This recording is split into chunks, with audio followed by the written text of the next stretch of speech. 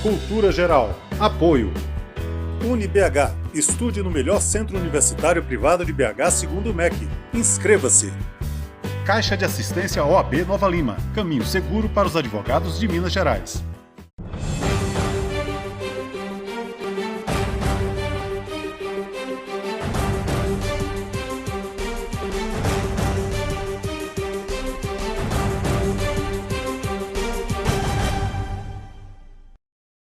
Olá, sejam todos muito bem-vindos ao Cultura Geral. É sempre um prazer fazer o Cultura Geral aqui na TV Banqueta e na Rádio Cultura de Curitiba. Hoje a gente com uma pauta mais que especial, né? A gente vai falar um pouco de dependência química, de pandemia, de sofrimento mental, de recaída, de fissura. Pensar as drogas e pensar nesses males e também nessa condição humana, né, que é histórica também na vida da humanidade, é muito importante. Trazer isso à luz da psiquiatria, da psicologia, da psicanálise é muito importante. E para isso, para conversar sobre esse assunto, nós estamos recebendo aqui o Dr. Bruno de Castro, para a gente poder tratar desse assunto, que é psiquiatra, e é muito importante. Dr. Bruno, seja muito bem-vindo, é um prazer te receber aqui, para a gente poder tratar desse assunto que, historicamente, é um assunto que já acomete as sociedades, né, de uma forma geral, e também está ligado lá aos primórdios da humanidade. Nós temos aí grandes psicólogos e psicanalistas que outrora indicou alguns medicamentos, né, que se fizeram necessários na época para melhorar o humor, e por aí vai, né? Então, trazer esses assuntos à tona, entender um pouco mais a drogadição é uma situação muito importante e muito atual. Seja muito bem-vindo mais uma vez. Muito obrigado, Ederson. Boa noite a todos os ouvintes, espectadores. Realmente é um tema pouco falado, né? Um tema que normalmente as pessoas evitam de comentar, e com essa vivência que eu tenho, né, de muitos anos já na psiquiatria, e especificamente na dependência química, acho que a gente pode contribuir bastante, né? As drogas fazem parte da história da humanidade, né? Como você mesmo citou, antigamente a gente tem histórias de uso de substâncias com finalidades terapêuticas. Na década de 70, fizeram muitos trabalhos, muitas tentativas de melhorar o processo de psicoterapia com drogas alucinógenas, como o LSD, por exemplo. E se a gente for pensar, hoje ainda a gente usa substâncias que são usadas na psiquiatria, né, lógico, sob controle, mas que também têm potencial de provocar dependência e que provocam, né, que são o caso das medicações de tarja preta. Então, a drogadição, né, enquanto doença, enquanto problema grave de saúde pública, né, cada vez mais a gente vê a necessidade de falar sobre esse assunto, de debater sobre esse assunto, né? Bruno, mas antes da gente entrar nesse assunto, eu queria que você fizesse um recorte sobre o processo de dependência química e esse momento que a gente está vivendo de pandemia. Amplificou, trouxe um novo elemento para juntar tudo isso, né? Juntar essa condição da dependência química e também desse sofrimento mental? Certamente, Ederson, certamente, porque o impacto emocional, né, sobre todas as pessoas, sobre toda a nossa sociedade com a pandemia, foi algo que eu acredito que, né, a nossa geração não viu nada parecido, né? Então foi algo que impactou o mundo inteiro, e isso repercute na saúde mental de cada pessoa. Então, de repente, você ter toda a sua vida modificada, todo mundo foi para dentro de casa, e aquelas incertezas, né, a gente nunca sabe, né, sem saber direito que doença é essa, o que está acontecendo, quanto tempo a gente vai ficar trancado, muita gente perdendo emprego. Essa condição nova trouxe a necessidade de um nível de adaptação, né, do ser humano para essa nova condição. Então, as drogas, de um modo geral, elas entram como uma forma de aliviar essa condição de angústia, né, que se abateu sobre todas as pessoas. Então, certamente a gente teve uma mudança do perfil de consumo de drogas. Vou te dar um exemplo. A cocaína e o êxtase, por exemplo, que são drogas muito vinculadas à socialização, a festas, foi um tipo de consumo que reduziu. O álcool, a gente teve uma mudança no perfil do problema do álcool, porque o álcool foi para dentro de casa. Tem uma estimativa de que o aumento de venda de bebidas alcoólicas ficou em torno de 40%, 50% maior. Então, as distribuidoras de bebida passaram a vender mais, só que agora em casa, né? Então, o álcool foi para dentro de casa. E isso já trouxe muitas consequências. Por exemplo, os problemas com álcool aumentaram muito na população feminina, né? Quer dizer, o álcool chegou em casa. Uma outra situação que a gente ainda não sabe dimensionar quais vão ser as consequências, as crianças passaram a vivenciar muito mais o consumo de substâncias por parte dos pais, né? A gente vê aquela questão da identificação. Então, qual que vai ser a consequência disso lá na frente? Então, o consumo do álcool, por exemplo, aumentou. O tabaco era uma droga que estava tendo, de todas as drogas psicoativas, o tabaco era a única que a gente estava tendo uma redução no consumo. As pessoas que já faziam uso do tabaco aumentaram o consumo na pandemia, mas, por outro lado, talvez pela questão dos riscos que o tabagista tem com o Covid, também aumentou a procura por tratamento para acessar o tabagismo. Então, tudo que aconteceu dentro da nossa sociedade referente ao Covid, isso impactou na saúde mental das pessoas, né? Os consultórios de psicólogos, de psiquiatras, né? Eu falo com as pessoas, né, com quem eu convivo, os consultórios estão lotados, né? As pessoas estão procurando ajuda. E com a questão da possibilidade do atendimento à distância, você conversa com um psicólogo lá de São Paulo, com um psicólogo lá de Manaus, né? Então o acesso a esse tipo de atendimento aumentou, porque a demanda aumentou muito, assim, foi uma coisa, a incidência de transtornos ansiosos, depressivos aumentou, e consequentemente você precisa de alguma coisa para trazer um certo alívio a isso tudo, né? Então, foi onde a gente teve esse aumento importante do consumo de substâncias, principalmente de álcool, né? Doutor, você falou numa coisa interessante nesse recorte da sua fala, que é o que eu tenho trabalhado aqui na construção da personalidade, principalmente com crianças, né? Eu não tenho os dados ainda, mas pode ser que tenha aumentado também o nível de violência, né, por causa do consumo de drogas, né, como o álcool, por exemplo, em casa e tudo. Isso você levantou até uma bola aqui para mim, para eu poder correr atrás dessas informações e tal, e fazer uma pauta sobre isso. Eu queria saber de você se, buscando a formação do indivíduo, que você vai trazendo ali na situação de originária, do bebê. Ali você tem ali, eu fiz umas pautas aqui, uma com a doutora Edilizes, que fala dos primeiros 1000 dias das crianças e tal, que é importante essa coisa da referência, essa coisa do toque, essa coisa do conviver e tal, e você fala muito, muito seriamente nesse recorte com relação às crianças e essa referência que pode surtir efeito no futuro. Isso pode ser, de fato, uma realidade que a gente vai ter que encarar na frente com essa realidade, porque a pandemia está indo e voltando, né? Ela, às vezes, diminui, depois ela amplifica de novo, então todo mundo tem que recrudescer, tem que voltar para dentro de casa, né? E essas coisas vão ficando assim, ficando assim. Como que quais os cuidados, ou como que os pais devem observar isso, essas dificuldades, né?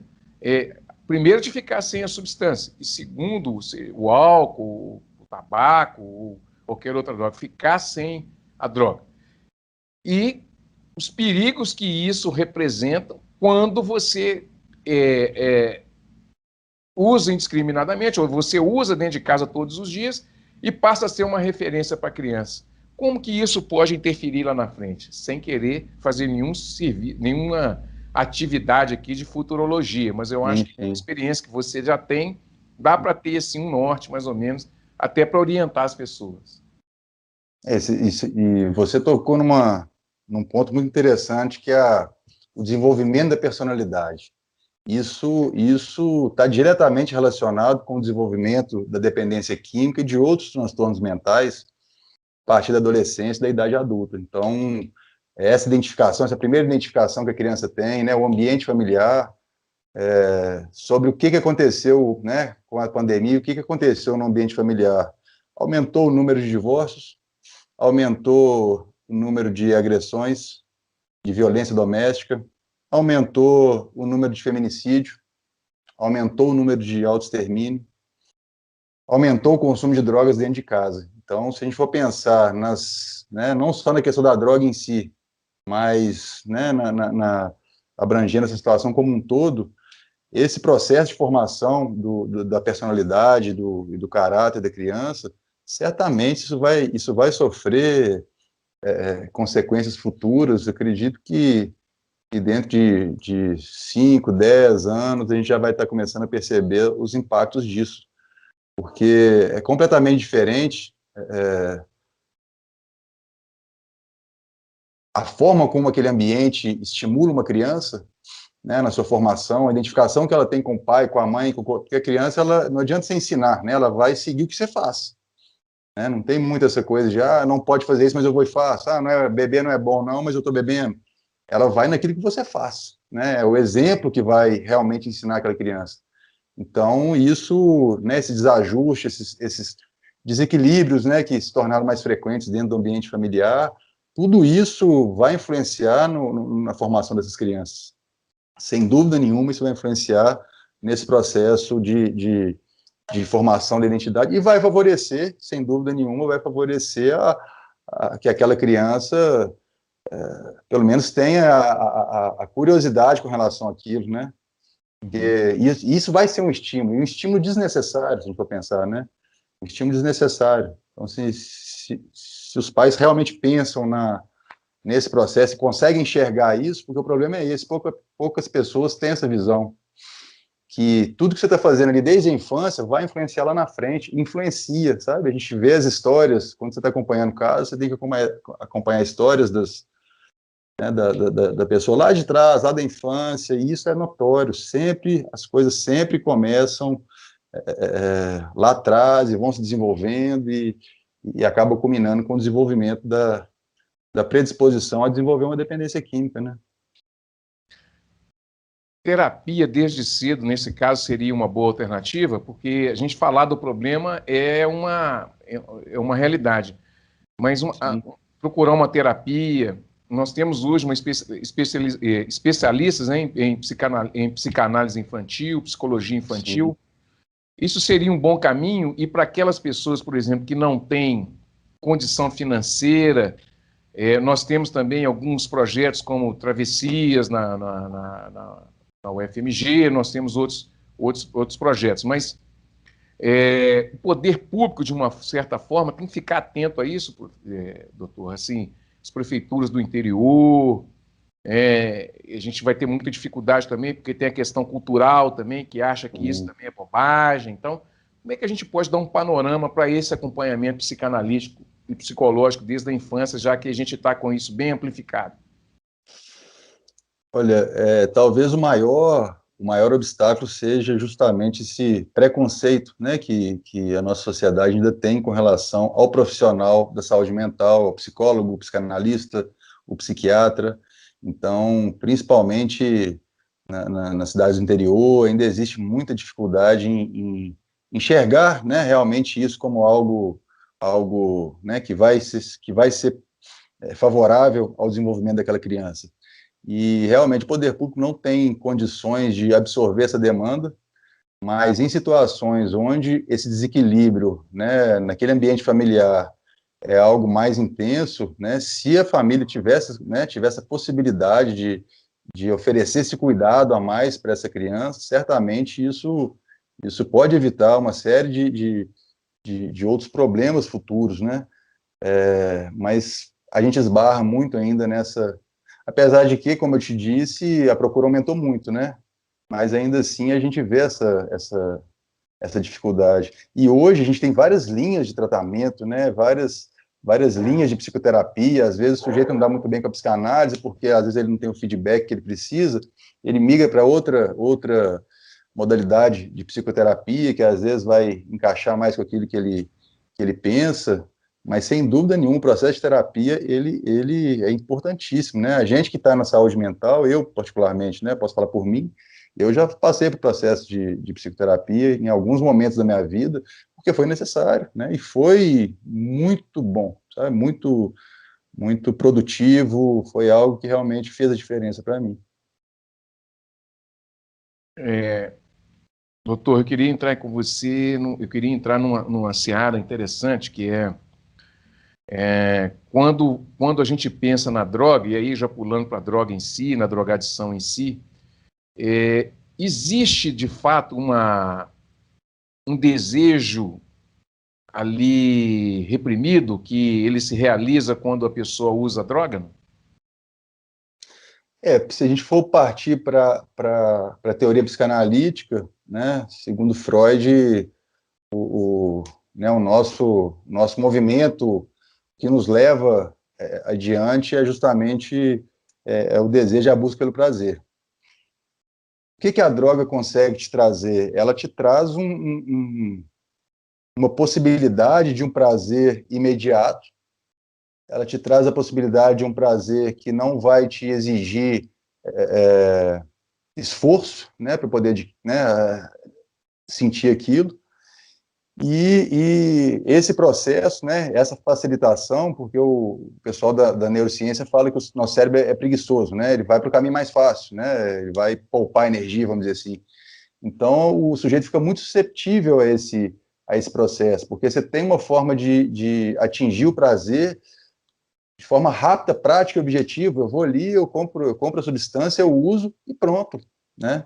E pronto. Então, esse processo em si, com o passar do tempo, porque a gente está falando de uma doença que é crônica, que vai se estabelecendo, né, com o passar do tempo, com a recorrência no uso, isso que vai configurar a doença em si, e esse processo de busca imediata pelo prazer, ativando aquela região do cérebro, né, que nos gera prazer, esse processo repetitivo que vai gerar todas as consequências da dependência. E o problema maior da dependência química não é o uso da droga em si. Se o sujeito só usasse a droga dele e ficasse quieto, talvez não ia fazer tanto barulho. O problema são os comportamentos que vão se desenvolvendo no decorrer do desenvolvimento da dependência química em si, né? A doença, eu vejo a dependência química como uma questão muito mais comportamental, né, do comportamento, o quanto o comportamento do indivíduo muda com o desenvolvimento da doença, do que com o uso da droga, dessa ou daquela droga em si. Eu queria te perguntar também sobre castração. Aqui no programa a gente fala muito de psicanálise, né? E da psicologia também. Mas eu acho que isso tudo está interligado, porque esses processos de falta de limite ou de limitação, você encontra essas brechas, né? O processo de castração, ele tem muito a ver com isso? A falha no processo de castração, ele tem muito a ver com isso? Sim, existe uma vertente teórica que fala sobre esse afrouxamento, né, no processo de castração, né, onde a figura do pai como impositor daquele limite, ele se apresenta de forma fraca, né, e esse sujeito cresce com uma dificuldade notória, né, em se adaptar a situações, né, onde existem limites, onde existem regras, porque faltou isso lá atrás, né? Ele não teve esse processo que faz parte do nosso desenvolvimento natural, ele não teve esse processo muito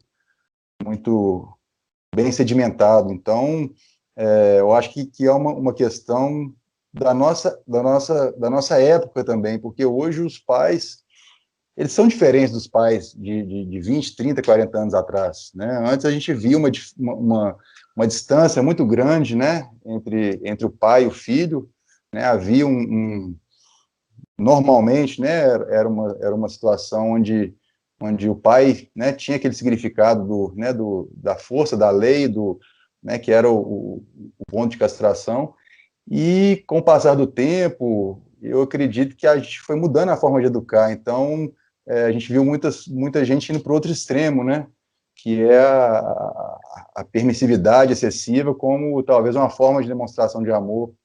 E hoje eu tenho um conceito que, na verdade, a forma, talvez, não vou dizer correta, mas a forma mais adequada da coisa seguir seria você conseguindo equilibrar afeto com limite, né? Se você tiver em algum dos extremos, isso vai trazer consequências. Agora, dentro daquele processo de castração, sem dúvida, vamos dizer assim, essa falta de força, né, da figura paterna está relacionada, sim, né?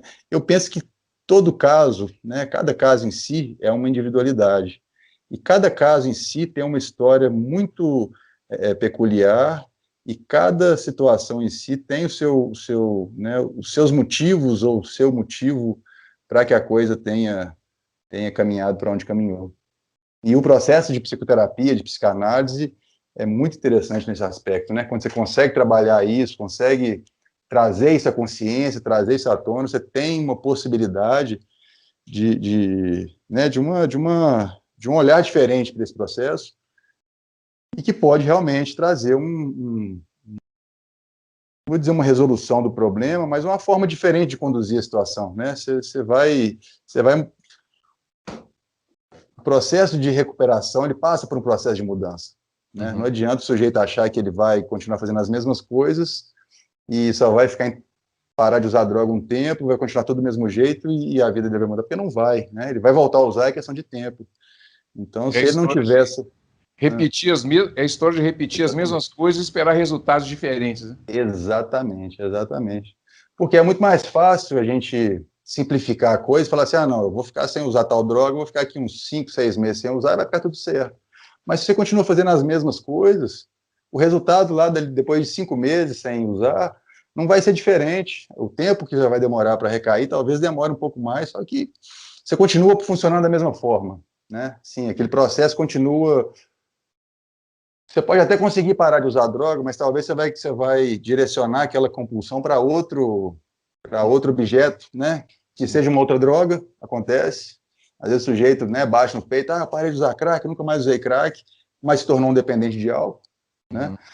E temos também a situação que você vai só migrar a sua compulsão, né? Você vai sair, às vezes, da droga e vai para a comida, e vai para o jogo, né? Você mantém aquele processo, né? Aquele processo compulsivo, ele se mantém. Se a estrutura não sofre nenhuma intervenção, né? A base ali não sofre nenhuma intervenção, os sintomas, né, que são, né, que é o que vem à consciência, que é o que vem à tona, eles vão continuar aparecendo, eles podem migrar, você pode tampar um buraco aqui, mas ele vai sair por aqui, né, igual você tentar pegar areia, né, você fecha aqui e vai escorrer pelos seus dedos, você não consegue barrar isso completamente, né.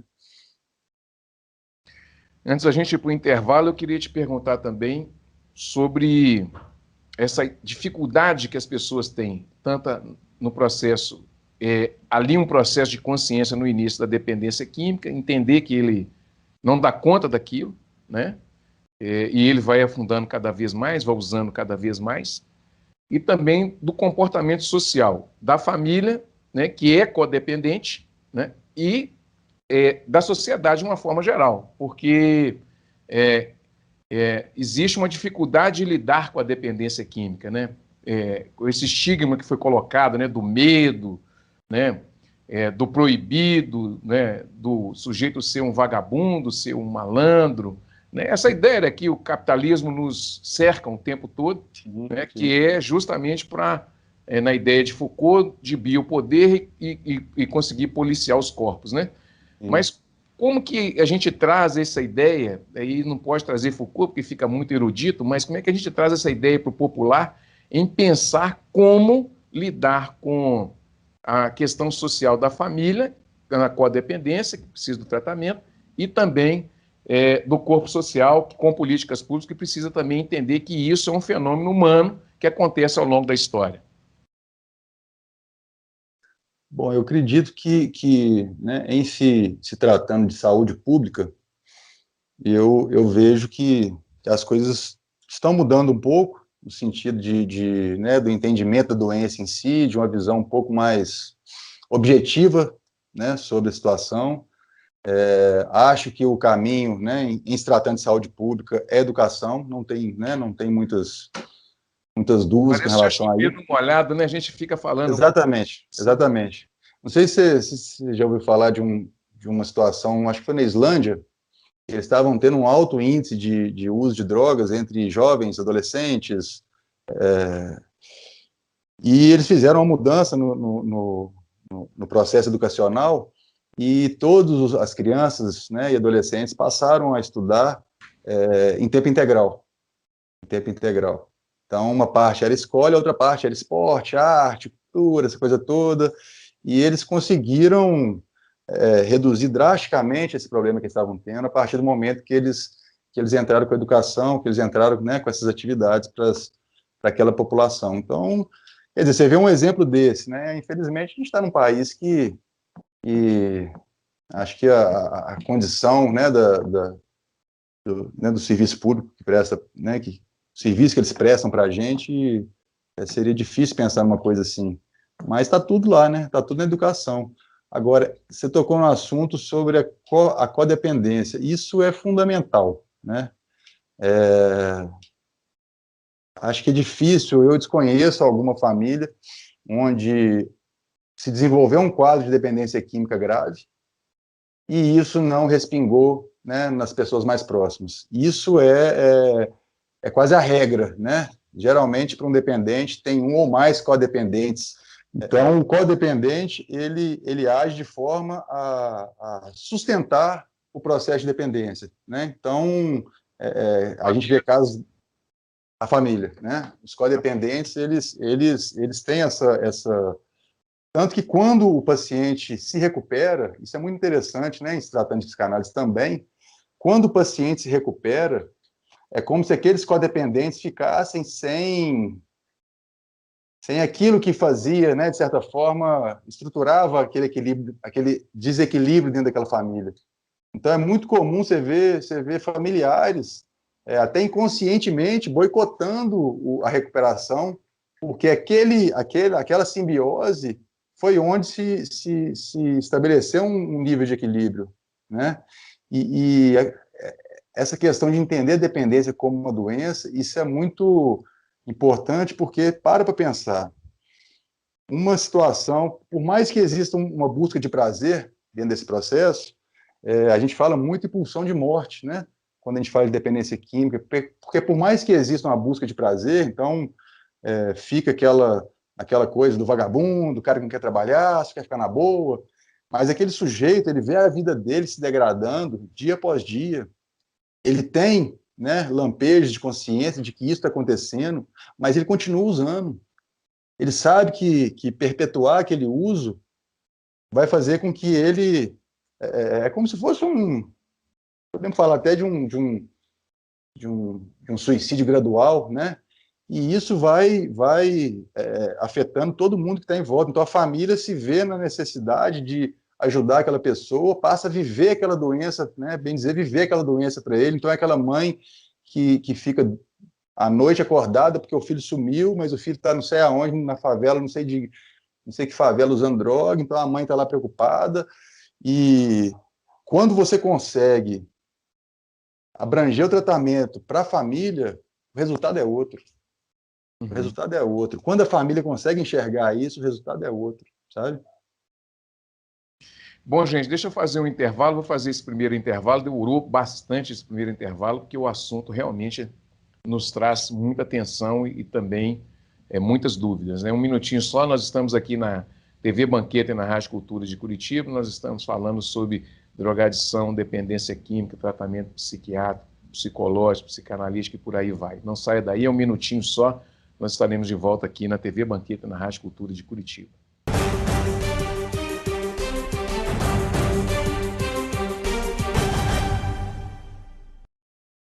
Fundado em 1980, o Hospital Nossa Senhora de Lourdes é filantrópico e sem fins lucrativos. E hoje atende a mais de 110 mil habitantes de Nova Lima, Raposos e Rio Acima.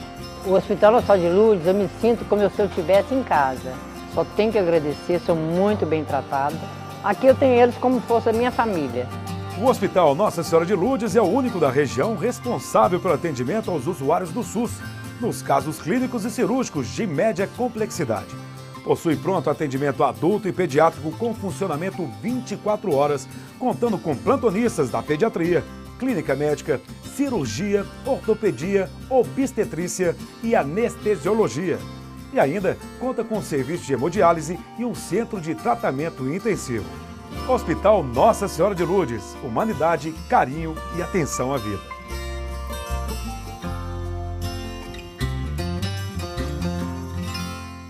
Apoio TV Banqueta.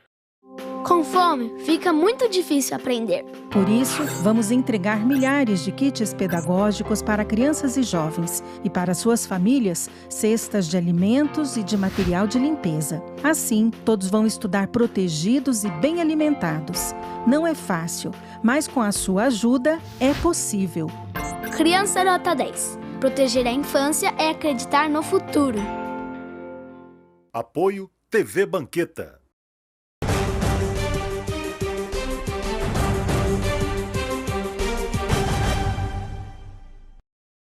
Bom, de volta com Cultura Geral, a gente está conversando sobre psicologia, psiquiatria, psicanálise, dependência química. Eu acho que é fundamental discutir tudo isso, principalmente nesse mundo mais adoecido que a gente está vivendo. Ô Bruno, eu queria te perguntar uma coisa. O doutor Bruno é psiquiatra, gente. Eu queria te perguntar como é que a gente pode perceber a questão da dependência química. E tem um detalhe interessante que eu reservei para esse segundo bloco, que é a dependência química digital. As pessoas que às vezes acham que é só a modalidade de droga ou injetável, ou ingerida, ou aspirada, quando hoje a gente tem um fenômeno novo que é essa digitalização que, em determinados momentos, por exemplo, a tela do celular dispara faz o cérebro disparar os mesmos hormônios de prazer, por exemplo, que a cocaína, por exemplo, né? Isso já está nas revistas super interessante. A pessoa que inventou, por exemplo, a barra de rolamento contínua, infinita no telefone, dispara os mesmos hormônios de prazer que a máquina de caça-níquel. Como é que a gente pensa isso nessa psicologia, nessa psicanálise, nessa psiquiatria, principalmente moderna, nesse sentido? E pensando também nas faltas que isso preenche, né? Como lá na criança e tal. Como é que a gente pode trazer essas conversas para esse bate-papo, doutor Bruno? Olha, eu vejo a dependência química, como qualquer outra dependência, como a dependência digital, eu vejo, né, dentro dessa visão psicanalítica, muito mais como um sintoma social. Né? A gente estava até discutindo agora há pouco sobre a questão do que o mundo é hoje, o que o mundo exige da gente hoje. Né? Então, a droga, né, o celular, o jogo eletrônico, a comida, o sexo, várias formas de prazer acabam se tornando válvulas de escape para toda essa pressão que a gente passa por ela hoje. Né? A gente está sendo cobrado e pressionado o tempo todo, né? Por resultado, é o desenho social hoje, né? Então, eu penso que é uma forma distorcida e patológica, né, que se desenvolveu de preencher, né, de tentar preencher essa falta, mas, na verdade, essa falta ela não precisa ser preenchida, né? É essa falta que vai nos levar para frente, essa falta que faz com que a gente questione uma série de coisas, né, que faz com que a gente pense sobre, né, as escolhas que a gente vem fazendo. E o processo de dependência química em si, como qualquer outra dependência, é um processo que vai se instalando de forma gradual, né? Você não acorda dependente químico, né, nem dependente de nenhum tipo de situação, é um processo gradativo que, né, dependendo da pessoa, pode demorar um tempo maior ou menor para se tornar mais grave. E toda a repercussão dessas mudanças de comportamento, né, que isso causa no próprio indivíduo, né, e naquele meio onde ele convive, é o que vai determinar a gravidade do problema, né? Mas eu vejo a dependência como um sintoma social, né? Dependência e a questão do celular está tão séria que eles têm, né, a gente tem relato lá na China já de até situações de internação por questão de dependência digital. Você entrou na questão, na parte biológica da coisa aí, né? É exatamente isso. Os pontos de estímulo cerebral são os mesmos, que é o circuito de recompensa cerebral, que é a área responsável pela sensação de prazer, que é uma área primitiva do nosso cérebro. Então, se a gente está estimulando uma área primitiva do nosso cérebro, seja com a droga, seja em qualquer outro instinto mais primitivo, a gente vai ter uma tendência gradual de comportamentos mais primitivos, de comportamentos mais infantilizados, de comportamentos mais impulsivos, e isso descreve, né, muito da personalidade do dependente químico, né? E é por isso que o dependente químico dá tanto trabalho, né? É por isso, é como se você estivesse lidando com uma pessoa que, em alguns aspectos, mentalmente, por mais que seja uma pessoa inteligente, né, às vezes brilhante no trabalho, pessoas que, do ponto de vista afetivo, são infantilizadas, né? São pessoas que estão, de certa forma, regredidas ali nas suas reações, na sua forma de pensar e de agir. Tem muita falta escondida aí, Bruno? Muita falta, assim, se você for pensar, assim, nós podemos trazer um sentido de abandono, essa coisa do amor originário, trabalha muito isso na psicanálise, né? Essa coisa do amor originário, se sentir abandonado ali, e essas faltas, essas recompensas, suprirem essas faltas, que esse adulto que vira criança lá no futuro, quando ele usa a droga, ele traz esse sentido novamente, assim, não só da busca pela atenção e pela recompensa, mas também do alívio, né, dessa falta inconsciente. Podemos pensar nisso aí? Exatamente. E podemos pensar que, por ser a forma mais fácil de se chegar a esse resultado, é a forma que vai ser mais usada, né? É a forma mais fácil de chegar a isso. Então, o uso, sem dúvida nenhuma, ele tem esse lugar, e interessante você estar falando, porque é uma correlação que a gente sempre tenta, quando a gente estuda cada caso, é algo que a gente sempre tenta correlacionar, sabe? Com situações da primeira, segunda infância, e como que você não vai acertar exatamente no ponto, né? Sempre, mas cada história tem a sua particularidade, e como que é interessante você, né, você conseguir enxergar dentro dessa proposta, dessa lógica da psicanálise, como que você consegue enxergar aqueles pontos por exemplo, a questão da fase oral, né? Eles correlacionam muito a questão da fase oral com o tipo de droga que você usa, com a forma que você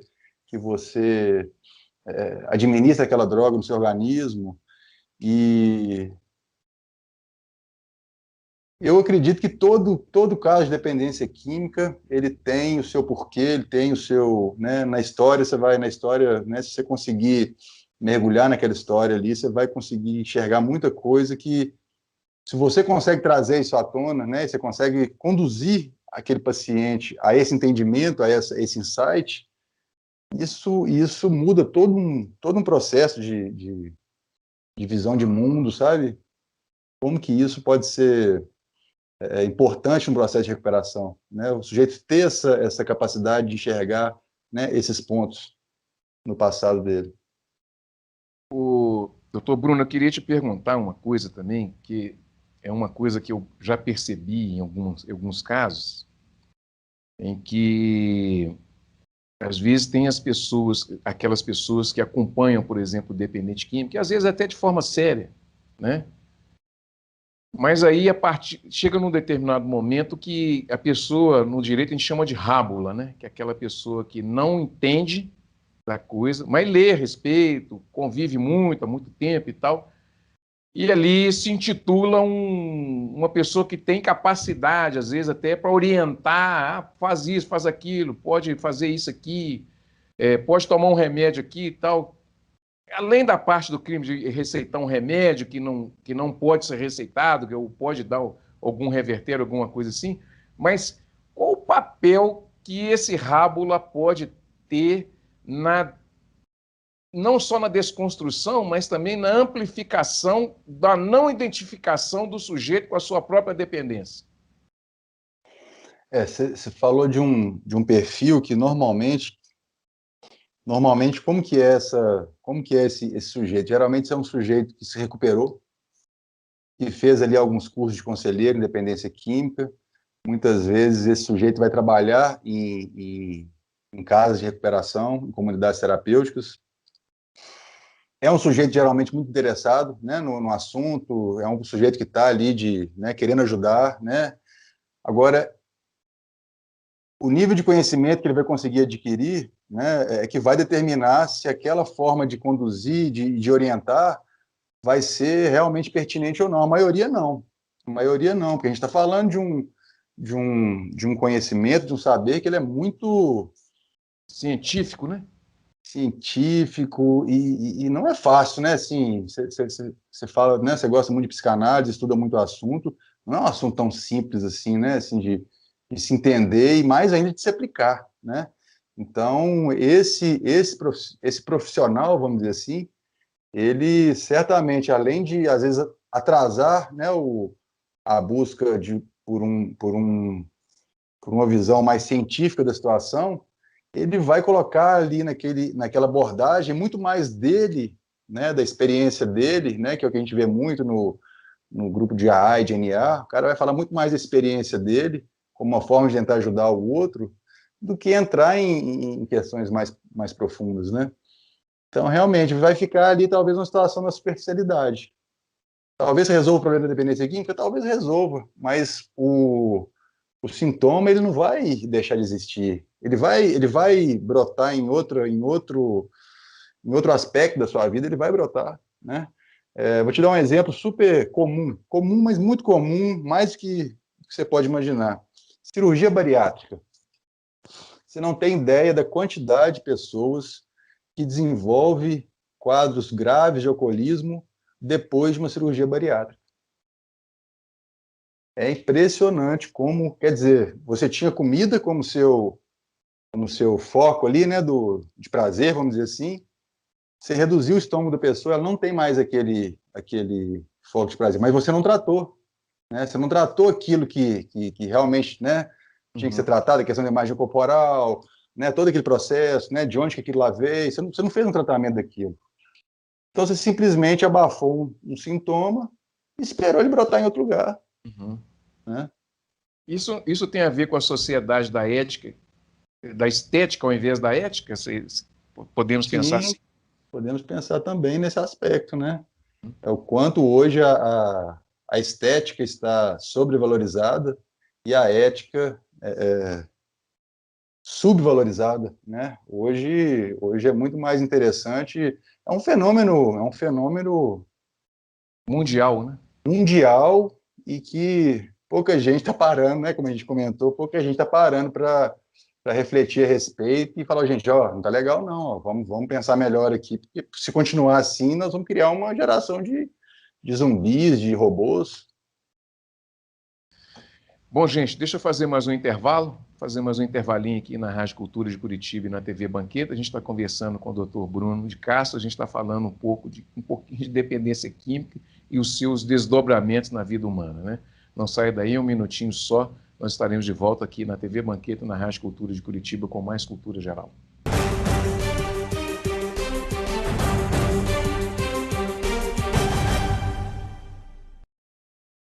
Com fome, fica muito difícil aprender. Por isso, vamos entregar milhares de kits pedagógicos para crianças e jovens e para suas famílias, cestas de alimentos e de material de limpeza. Assim, todos vão estudar protegidos e bem alimentados. Não é fácil, mas com a sua ajuda é possível. Criança Nota 10. Proteger a infância é acreditar no futuro. Apoio TV Banqueta.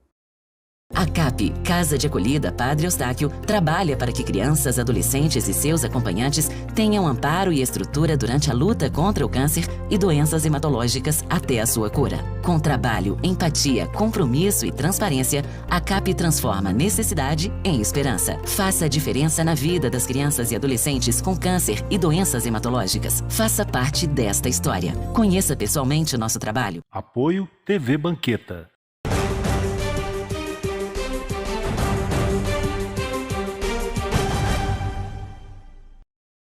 Bom, de volta com Cultura Geral, a gente está com o Dr. Bruno de Castro, a gente está falando um pouco de psiquiatria, falando de dependência química. É óbvio que tem os atos falhos, né? Não tem jeito, que eu falo muito de psicologia e psicanálise, isso acontece normalmente aqui no programa.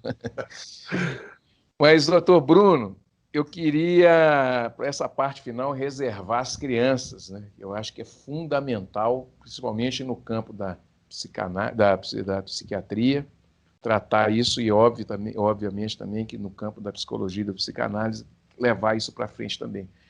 Mas nesse campo específico, dessa cobrança que existe por resultado com as crianças, né? Eu lembro que eu convivo agora com algumas crianças, você vê assim, que existe essa aceleração das crianças pelo meio digital, né? Porque todas as crianças Sim. hoje que têm uma condição mínima, têm pelo menos um telefone à disposição e obviamente que jogam por ali, e isso traz problemas seríssimos no comportamento da criança, acelerando o seu entendimento, né, da vida, né? Então amadurece muito cedo. Sim. Como que a gente trabalha essa cobrança por resultado com as crianças? Porque a minha preocupação é que a preocupação dessas discussões que eu faço aqui no programa, é que isso, de alguma forma, vai aparecer lá na frente, né?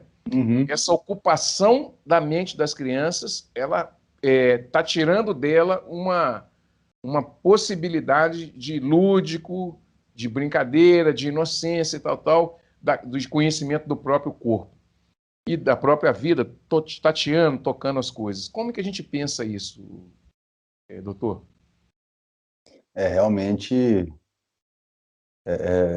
deveria ser, isso em si deveria ser reavaliado até pelo processo de educação que a gente passa hoje, né, que as nossas crianças passam hoje, que é muito parecido com o que foi há décadas atrás, né? Então, por aí eu já acho que a gente está muito aquém do que é a necessidade dessa geração digital, né, que está aflorando aí. Essas crianças, elas já nasceram, né, com um tablet de um lado e o celular do outro, então é uma outra realidade, né, como você mesmo disse, o pensamento dessas crianças é diferente, o raciocínio delas é diferente, e é difícil a gente conseguir prever quais serão as consequências disso a médio e longo prazo, né? Eu vou te dar um exemplo, né, de uma situação que eu vivenciei, né, até um certo tempo atrás. O meu filho joga futebol, gosta de futebol, jogava numa grande equipe aqui em Belo Horizonte, e como que aquelas crianças com 10, 11 anos de idade eram submetidas a uma pressão, uma expectativa, principalmente dos pais, com relação a desempenho, com relação como se os pais depositassem naquelas crianças de 10, 11 anos, né, o futuro da família, né? Se você, né, for bem, se você se desenvolver bem, você vai continuar jogando, né, num time grande, você vai ser um jogador de futebol e você vai conseguir sustentar sua família. Imagina isso para uma criança de 10, 11 anos de idade. Imagina o peso que essa criança, né, não vai ter que carregar. E eu usei o exemplo do futebol, mas isso é em tudo, né? Eu acho que em qualquer, né, principalmente quando a gente fala de vestibular, de faculdade, de estudo, de desempenho de modo geral. Então, eu acho que o melhor caminho, né, o que eu vejo assim como algo fundamental, seria a forma dos pais, né? A forma como os pais... porque essa pressão, vou te falar a verdade, a maior parte dessa pressão vem dos pais. consciente ou inconscientemente, ela vem dos pais. Ele começa a se inserir na sociedade ali, ele vai sentir essa pressão, né, do meio também, mas ela vem dos pais. Então, quando os pais conseguem transmitir para aquela criança aquela mensagem, ó, do jeito que você for, a gente vai estar aqui. Né? Do jeito que, ó, se você conseguir, tá bom, mas se não conseguir, a gente vai te amar do mesmo jeito. Não sei se você já viu aquele documentário do Kobe Bryant, aquele jogador de basquete americano. Uhum. O pai dele era jogador também, né? E ele era péssimo. Ele conta no documentário que ele era péssimo. Ele teve um campeonato que ele, acho que fez uma cesta no campeonato inteiro. E ele querendo mostrar para o pai, né? Pô, chateado. O pai dele falou assim: olha, filho, você pode ser o pior, você pode ser o melhor, eu vou te amar do mesmo jeito. Ele fala que quando ele tinha, né, lá na idade que ele tinha de 11 anos, quando ele ouviu isso, foi como se tivesse tirado um peso das costas dele. E foi a partir daí que ele realmente conseguiu desenvolver o talento que ele tinha. Então, essas relações, né, a gente subestima a importância dessas relações, né, do filho com o pai, do filho com a mãe. Isso está cada vez menos importante, né? A gente vive muito mais pro externo do que para as relações, né? As pessoas estão cada vez mais distantes, apesar de próximas. Essa busca por resultado traz muito sofrimento. Você já até respondeu um pouco dessa pergunta, mas quais gatilhos que isso pode, não vou nem falar psiquiatra, mas quais gatilhos de sofrimento isso pode representar no adulto? Porque é uma ferida que, de certa forma, como você mesmo diz, ela cicatriza, mas ela procura, igual água, né? Ela procura outro caminho para poder sair. Porque a angústia, ela está lá dentro, né? Aquela angústia, ela fica ali dentro, né? E aí você tem... A droga talvez seja um escape, né? Uma válvula de escape. Então, assim, o que os pais precisam ficar atentos nessa coisa, assim? Não só, meu filho, nós estamos aqui e tal, mas o tempo do lúdico é muito importante. O luto também é importante ali, a pessoa sentir, às vezes, triste, essas coisas que os pais ficam hoje tentando tirar da criança, né? Essa capacidade de ficar no ócio, deixar ela pensar, deixar ela sonhar também, né? Deixar ela sozinha, ela não precisa de ir para o campo para ser o melhor jogador de futebol, ela pode ir para jogar bola, pode ir para ser ruim, para ser boa, né? Eu vi uma matéria uma vez com 2 crianças numa piscina e eu estava fazendo aula de natação, até um projeto público, sabe? E aí a entrevista com as meninas, uma falou assim, eu gosto de vir aqui porque eu gosto de aprender, o professor é muito bom e tal, e a outra falou assim, eu estou vindo aqui nadar para ver se eu consigo alguma coisa com isso no futuro, né? Então, a criança, isso não nasce do nada na criança, né? Isso alguém introjeta nela isso. Exatamente. E essa introjeção de coisas reificadas, né? Você só vai ser feliz se você for alguma coisa ou ter alguma coisa, vai trazer, pode, né? Vai não, mas pode trazer no futuro um quadro depressivo, um processo de drogadição muito forte, uma angústia muito grande, né? Como é que você vê isso, doutor? Não, concordo que isso vai trazer consequências, sim, né? Não necessariamente, né, vai se desenvolver um processo de dependência química, mas em maior ou em menor grau, o seu subconsciente vai construir um sintoma para aquilo, né? E principalmente é engraçado, né, que eles falam essa crise do homem aos 40, né, quando, né, muitas vezes ele já chegou ali numa condição que ele já conseguiu estruturar a família dele, né, ele tem um canto para ele morar, ele tem um emprego público ali, ele chegou naquilo que talvez o pai dele sonhava para ele, não sei se a gente pegou muito essa época, né, faz um concurso público, né, vou estudar para fazer concurso público, para atingir aquela estabilidade. Então, às vezes, o sujeito ele está vivendo muito mais o desejo dos pais, né, os sonhos dos pais, do que dele mesmo. E quando ele acorda para isso, às vezes, né, já está lá na frente, e isso, sem dúvida, pode vir como um quadro depressivo ansioso, que eu acho que é até mais comum hoje. Nós vivemos na década de 90 ali, a epidemia da depressão, mas era aquela depressão da tristeza, sabe? Da pessoa que quer ficar moada, quer ficar quieta dentro do quarto e tal.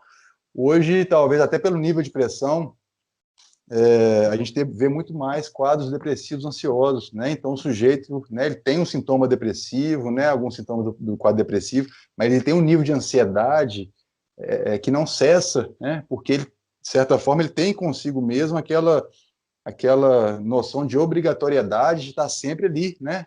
Está sempre, o nível de exigência com o ser humano, ele vai parece que cada vez aumentando mais. E uma hora uma hora a conta vai chegar, né? Que seja no início da idade adulta, que seja lá na frente, uma hora essa conta vai chegar. E aí cabe ao profissional que for conduzir essa situação, tentar entender, né, como que isso se estruturou, para que né, é aquilo que a gente comentou, quando o sujeito consegue entender todo o processo, né, consegue ter um insight sobre aquilo, a coisa é ressignificada, a coisa passa por um processo, não vou dizer de resolução, mas a vida fica muito mais leve, né, vamos dizer assim. Eu acho que o processo de psicoterapia, quando ele vem, né, de tempos em tempos trazendo determinados resultados, isso é como se o sujeito tivesse uma carga, né, à medida que o processo psicoterapêutico vai caminhando, é como se ele fosse tirando, né, alguns pesos ali, e a caminhada ela passa a ser mais leve. Bom, gente, chegamos ao final do programa Cultura Geral. Foi um prazer falar com você, viu, doutor Bruno? Foi um prazer falar com você, trazer essas informações, trazer essa palestra, vamos dizer assim, para a gente. E espero que isso possa, de certa forma, orientar e ajudar muitas pessoas que eu acho que passam por esse processo, e que possa também intuir algumas outras pessoas a procurar um tratamento e procurar também a terapia, né, quanto antes, né, professor? Muito obrigado pela sua participação. Eu que agradeço, Edson. Muito obrigado, papo bom. Precisando a gente estar às horas para falar desse assunto, gostei mesmo. Deu para, né, à medida que a gente vai conversando, vai tendo alguns insights também. Fantástico, gostei muito, cara. Bom, gente, chegamos ao final do programa Cultura Geral. Um grande abraço a todos vocês e voltamos amanhã aqui no Cultura Geral com mais um programa super especial. Um grande abraço, um beijo no coração e até amanhã, se Deus quiser.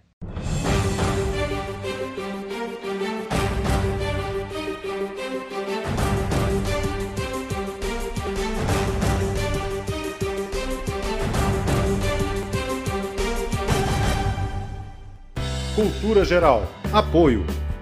UniBH. Estude no melhor centro universitário privado de BH segundo o MEC. Inscreva-se.